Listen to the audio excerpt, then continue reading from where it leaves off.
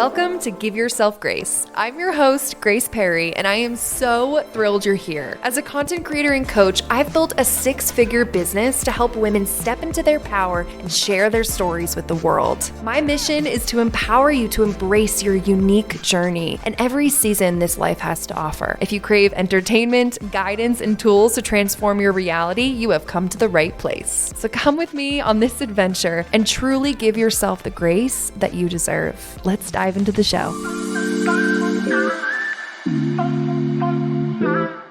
Welcome back to Give Yourself Grace. I'm your host, Grace, and today we're diving into a fascinating and empowering topic, the flow of divine feminine.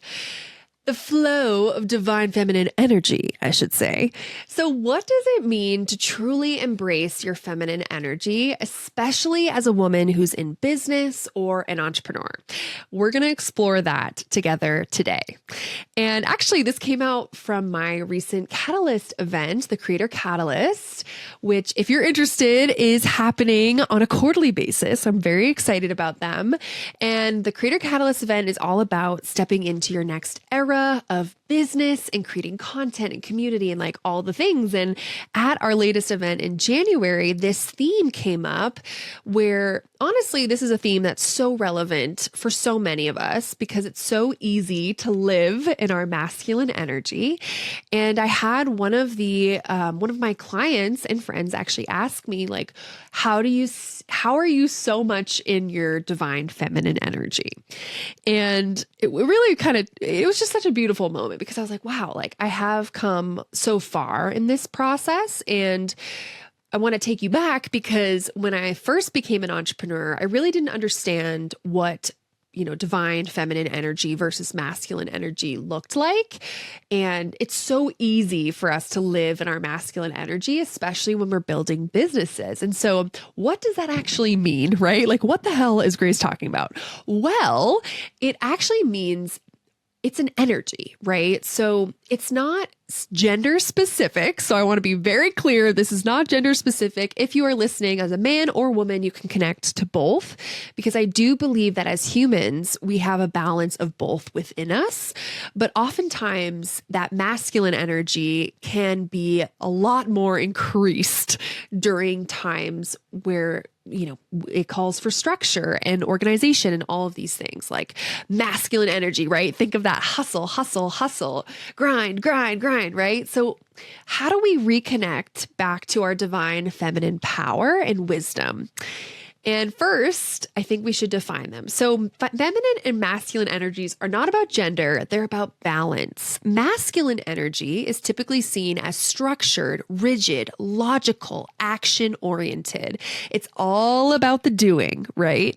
Feminine energy, on the other hand, is creative, intuitive, and nurturing. It's about being and embodying both energies that are vital, but finding a flow between them is so key. And historically, now I'm going to take you back. We're getting in our time capsule. Let's go. Buckle your seatbelts because it's about to be a wild ride. I want to take us back 100 years, okay? It is currently 2025, so back in 1925, historically, women's roles were rooted in tending to the home, raising children, and the gathering of resources. Okay, so think hunter versus gatherer. As women, we were the gatherers, meaning men typically would hunt and provide. In this case, if we were in 1925, men would be working and the women would be at home.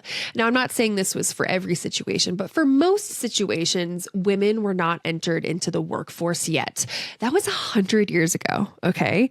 How crazy is that? Like, that is not that far away from where we are today. So much has changed in even just 100 years.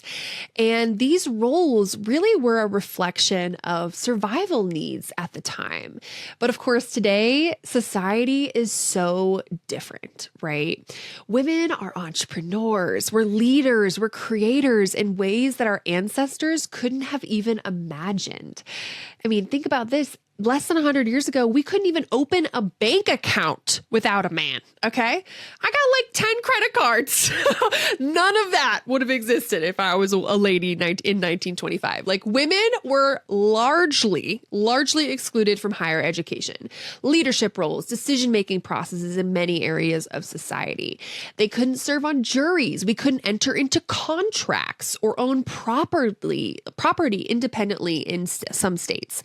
So I just like want to remind you of how far our society has come. We still have and I'm not saying that this, we are a perfect society. There's so much that we need to accomplish in terms of equality across all genders, all races. But, it is wild to look at just women's rights and how much they have changed over the last 100 years. So literally we were expected to marry, to have children, and just adhere to societal norms that confined us to the house. And even with voting, I mean, our voting rights were secured in 1920 with the 19th Amendment, which wasn't accessible to all women due to racial and systemic discrimination. So much has changed, but also so much has stayed the same. I don't know if I just like assumed society was more progressed than it is, but even within my family, I'm seeing this very interesting shift because I am in a relationship. I have been for 6 years. And actually my boyfriend Colby and Colby just turned 32 this week, which was awesome. He celebrated his birthday. And I just really didn't expect all of the pressure and the comments from the peanut gallery. And by peanut gallery, I mean my friends and family asking when are Colby and I going to get married? When are we going to have children? It's wild to me. I can't hang out with my family once without it coming up multiple times. And I think as my parents especially get older, it's like they start to want grandchildren. And it's funny because I am an only child for my mom, and my mom so badly wants me to have children. And I'm not sure yet. I need to take care of myself, and I'm in this, very focused place of I want to grow my business and make an impact and all of these things. And I'm playing with this idea of becoming a mom, and I just don't know if that's something for me, and maybe you can resonate with that. But it really hurts my mom to hear that. And, I want to make her happy, but I also want to be happy. And I think these societal norms are generationally, it's in our DNA. For so long, women have had this expectation: get married, have children, get married, have children, get married, have children. Thousands of our ancestors did that. And if you're married and you have children, you know what I'm talking about. It's not a bad thing. I don't want it to come across as a bad thing. It's just wild that our roles have shifted. And now we see we are in the workforce, right? We are existing and working towards equal rights.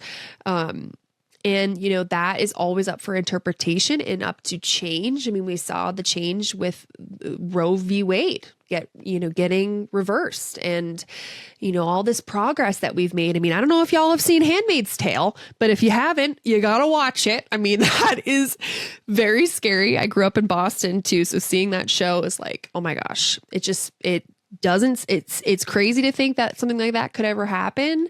But then you start to see, and I'm not saying that it's going to become Handmaid's Tale, but you just start to see this trickle effect of how fragile human rights are. And so I bring this all back to say the pressure is even more apparent now. As I get older and as I build my business, and I'm seeing these societal pressures of what it used to look like for a woman to exist in society between then and now. And it's wild because I'm sitting here in my office and I actually have a piece of artwork on my wall and it says, "The ghosts of all the women you used to be are all so proud of who you are becoming." And I just get chills every time I read it out loud or look at it because it's so true. Like we as women, as we are existing in this present day, we are breaking down generational curses by simply just going after our dreams. We are dismantling societal pressures and validating our success outside of the home. Like, how lucky are we? And of course, if you're a mom, like that's such an incredible thing too. I'm just saying, like, in general, we can do whatever the fuck we want in society now, especially in modern day America. I mean, I'm not saying this is widespread, but for our existence as Americans right now, we have so much more opportunity than our ancestors did. And we have an opportunity, bringing it back to the divine feminine energy and how we can celebrate that. And of course, we don't need a man to validate our success. We're breaking those generational curses just by existing and thriving as women in business. Like, isn't that freaking amazing? Like, claps for us, claps for us. Like, I'm so proud of us. I'm so proud of you. And so research shows that feminine energy actually encompasses qualities specifically to nurturing, intuition, empathy, and collaboration. So I'm going to say these again because this is what I mean when I say, what the heck is feminine energy? Nurturing, intuition, empathy, and collaboration. Okay. These traits are not exclusive to women and they can be embodied by anyone.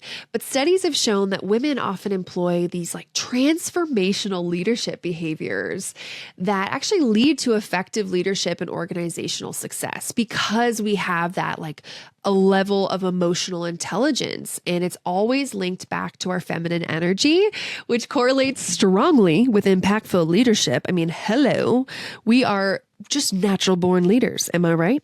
And so feminine energy is powerful, right? It's thinking about the fact that when I think broadly to our natural just abilities on this planet, isn't it freaking crazy that we can literally create life? Like, just, I mean, going back to motherhood, right? It's crazy. Our bodies, our cycles are connected to the moon and to the earth, and we can literally create babies in our wombs. Like, that is so crazy. Like, the power to create life is within us. It's just pure magic. And of course, in the hustle of entrepreneurship, I think we forget about this connection and we don't often tap into that power.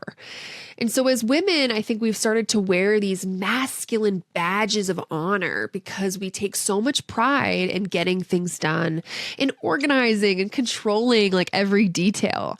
And while these traits can be so helpful, I think we do lose sight of what it looks like to be in our divine feminine. And that's within ease, with creativity, with flow. And actually, research indicates that embodying feminine energy leads to a biological response that aligns with a person's overall design. So how we do this, like, right, aligning our cycles and our energy into fostering health, creativity, and just our authentic connection to ourselves. I think living in true femininity is really just unleashing the powerful force that's already within you and helping others live their healthiest and like most vibrant lives. And so when I think about divine feminine, to answer the question that was asked, like, how do you stay in your divine feminine? For me, and it's going to look differently for you, like, it's really just embodying a softness, a sexiness, an alluring energy that I embody every single day. And I tap into it just by existing and like recognizing it. And so a perfect example of this was in my relationship, and Colby, my boyfriend, and I have been together for 6 years, which is just amazing. And I think for so long I operated in my masculinity as a survival mode because of my past traumas and because of what I've been through. And I just always wanted to like get organized, get shit done, hustle, hustle, hustle, hustle. And I expected that even in my relationship. And I took on this more like masculine role. And I started to kind of not disrespect Colby, but like because I was in my masculine so much, it was almost like emasculating him. And, it's wild because when I started to tap into my divine feminine, I started to become a little more soft. And I really approached our relationship in a more soft and tender way. And the results were amazing. Like our relationship has never been more exciting and like sexy. And that softness has contributed to us just having really good communication with one another. And if I need something or want something, like I don't have that high expectation anymore because I'm trying to find that balance between the two energies. It's more just asking for what I want and desire. And just embodying that ease, that flow, that creativity. And so it's that inner knowing, right? And it's not just about embodying our power. And it's also not about rejecting men or embracing toxic feminism. Like that is not what I'm talking about. I am a feminist, and I hope you are too, because feminism is obviously just wanting equal rights for women and celebrating women and in feminine energy too. But there is a dark side to toxic feminism that occurs when there is this hatred of men. And I think especially in entrepreneurship, since we've entered this workforce, right? It's like hustle, hustle, hustle. Like we can do what men can do. And of course we can. But the thing is, men exist and are in their masculine energies to live their most extraordinary lives too, but to also help and aid us as women. And instead, it's about celebrating men while embracing our unique strengths, like letting them help and love and honor us, right? So like if we are collectively in a balance of both energies, both men and women, we can create a balance and a beautiful relationships within one another. And I noticed like when I stepped into my softness, when I stepped into my divine feminine, that's where Colby he stepped up to the plate and he embodied his masculine flow and balance. And it created a beautiful relationship. Right. And so in business now, separate from, of course, personal relationships, I think we're so often in our masculine energy to create structure, to organize, to check off those tasks. And of course, it's important to get the job done. And creativity and life force, of course, comes from the feminine energy. But I think if you think about it like this, like as women, we create life. As entrepreneurs, we create money and ideas. We are creators in every sense. So why don't we take more time to celebrate that? Like, why aren't we celebrating our divine feminine energy? I think when we incorporate this energy into our entrepreneurship, it doesn't mean like abandoning structure or assertiveness or any of that stuff. It's rather just integrating our empathy, our intuition, acknowledging, right, those powers within us and the collaboration into our business practices. And so that balance, it really just creates more creativity and enhances like our dynamics with other people, and it leads to more sustainable success. And of course, when we embody those flow, both the feminine, masculine energies balance, like we are essentially better entrepreneurs and we create a more inclusive and innovative approach to our businesses. And so, of course, when we draw inspiration from Mother Nature, and I really want to mention that, isn't it crazy our like cycles of nature and how as women, this ebb and flow is so different from men. Like we literally every month, and not to turn this into a period piece, pun intended, a period talk. It is so important to recognize that women are deeply connected to the cycles of nature. And so when we menstruate, I can't take anything seriously. When we have our periods, right? Like we literally are bleeding from our wombs. Like I've read articles where some women have such intense periods that it feels like a mini heart attack. And they've compared the pain intolerances and people have literally said it is a heart attack, which is so crazy. And I think it's just recognizing that not only do we have a laundry list of roles to play, of things to accomplish, like we are also battling the cycle, the natural cycle within us. And this idea of like the hustle, 9 to 5, always on, like 365 days of the year, like ready to work, like that is not possible for women. Like when I have my period, when it's my time of the month, I literally am a couch potato. And I'm a couch potato because I lack the energy and the motivation because my hormones are all over the place and I'm bleeding. I'm bleeding from my freaking womb. I know it's gross, but like, ew, right? Like, but, but like it's life. It's creating life. And it's a beautiful, as much as it can be a painful thing, our cycle is a creation of life and it's Mother Nature. And so we just cannot work the same way as men. And that divine feminine energy is constantly ebbing and flowing. But even during our time of the month, we need to track our cycles to understand like what that looks like. And also just change the way that we do business because we can't be always on. And I think that's a beautiful thing too. It's like, wow, like if we're going back to our ancestors, like we're just now realizing that we can track our cycles and we can understand like when we can work and when we cannot work, or when we need to rest and when we can hustle, right? So focusing on that and looking at it as a positive and a superpower versus, a shitty time of the month is so important when you're embodying your divine feminine energy and creating structures and plans and time blocks in your business. Like I've really started to realize that I need to cycle sync because I cannot be booking, 3 to 5 shoots during the week of my period. Like I am going to burn out. I am going to be tired. Like I need to recognize when time for rest is important. So how do we reconnect with our divine feminine? Let's break this down even further. So I want you to embrace your divine feminine energy with ease and flow. So step back from those rigid structures that your masculine energy wants you to be within. Now, it doesn't mean losing control.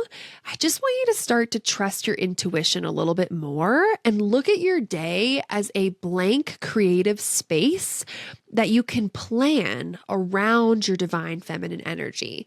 So when you kind of let go of that over planning mindset, creating that space for inspiration to flow naturally is so important. So one example of this that I've tried to do is try starting your day without like a jam-packed agenda and time block to really allow yourself the time and space to just exist, right? So oftentimes I'll prioritize tasks that feel maybe right in the moment and notice like when I feel more creative. Typically it's the mornings for me. And of course, like just even journaling some of these down and like getting into a really good practice will be important for you. And when you're really trying to tap more into your divine feminine energy, I would encourage you to like write down like where you feel stuck and where you can allow more ease and flow into your life. That is definitely something that has helped me when it comes to tapping more into my divine feminine. It's like, okay, what rigid structures and expectations have I been holding for myself that I no longer need to hold anymore? The next is just celebrating your femininity. I want you to take time to reconnect with what makes you feel powerful and beautiful and sexy. Like it used to be when I would go out in college and I would dress up and wear like a cute little outfit and I'd, hit the town and I'd get attention from guys. Like that would be exciting for me, or I would feel beautiful. But like as I've aged and as I've become, a very strong, independent woman, but in a very dedicated, committed relationship, I feel powerful and beautiful when I, maybe wear a dress that I don't typically wear, or when I go out, dancing with my man, or simply like just taking a bath with like candles and reading a book, or like, maybe reading a raunchy book, like not even raunchy, but you know what I mean? Just how can you celebrate your femininity? And I know you know this, right? Like, I think it's just tapping into and reconnecting with what makes you feel powerful and beautiful. Recently, I did take a hip hop dance class. That was so much fun. And I really got to just like sway my hips and like be in the moment and have fun with it. And I can't tell you the last time I felt that connected to my femininity was within this dance class. So sometimes you have to switch up your routine and maybe take a new class or like put yourself out there to tap into your divine feminine energy too. Of course, femininity is so deeply personable, and I want to just personal, I should say, just want you to know that it's going to look different for you than it is for me, right? And so you might even find empowerment just through like booking a yoga class even, right? You can do it through other simple ways too. So I definitely resonate with self-care is a great thing to focus on for your divine feminine energy. I recently started picking up a bouquet of flowers at the grocery store, and that has definitely changed my life because I just feel this like softness. And when I wake up in the morning and I'll have a fresh, cup of coffee, I have these flowers throughout the room, and it just like reminds me of the beauty of nature. And I love to smell them sometimes. I know it's cheesy, but like little things like that can really help you too. Those little intentional acts of self-care. Just lean into whatever makes you feel most radiant and most alive, I should say. And of course, connecting with nature. So nature's rhythms are a reflection of our own. So just like I said, we're connected to the moon, we're connected to the earth, right? Mother Nature is always with us. Spend time outdoors, whether it's taking a walk or even just like standing barefoot outside in the grass. Studies show that spending just 20 minutes in nature can reduce your stress and improve your mood. And honestly, just the sounds, the smells, the sights of nature will guide you back to your inner knowing and your divine feminine energy. It's happened to me, and I highly recommend just making more time to be with nature to connect inward. And of course, I love to recommend to you guys to consider meditating or just practicing mindfulness, like whatever that looks like for you. It has changed my life, and I would not be the person I am today if I didn't find meditation and mindfulness. And like even just closing your eyes and taking some deep breaths for a few minutes every day will just reconnect you back to yourself and back to the earth and just back to your existence here as a powerful woman on this planet. And of course, honoring your cycles. I talked a little bit about this earlier, but definitely recommend downloading an app like Flow. There's a bunch of different kind of period tracker apps that'll help you understand your energy at certain times of the month and like the natural ebb and flow of your cycle. Of course, just like the moon and the seasons, Mother Nature sometimes calls. So some days you'll feel energized and ready to conquer the world, while others you'll need your rest. And recognizing that rest is not a bad thing. It is incredibly important to us. And when you accept and celebrate rest, you are celebrating your divine feminine power as well. And of course, track those physical and emotional cycles to understand like what's actually going on, and then honor the times when your body needs to rest and the times when you feel more creative and more social. Give yourself grace, give yourself permission to just recharge without the guilt. Okay. It allows you to show up as your best self when the time is right. I've really struggled with this too. So I completely understand if you are also feeling that way. And celebrating the life force that we are. I want you to celebrate the creation, the dream, the being a woman in business or being an entrepreneur is breaking a barrier every single day. And when you're in your divine feminine energy, it doesn't mean like rejecting the masculine. It just means finding your unique flow between the two.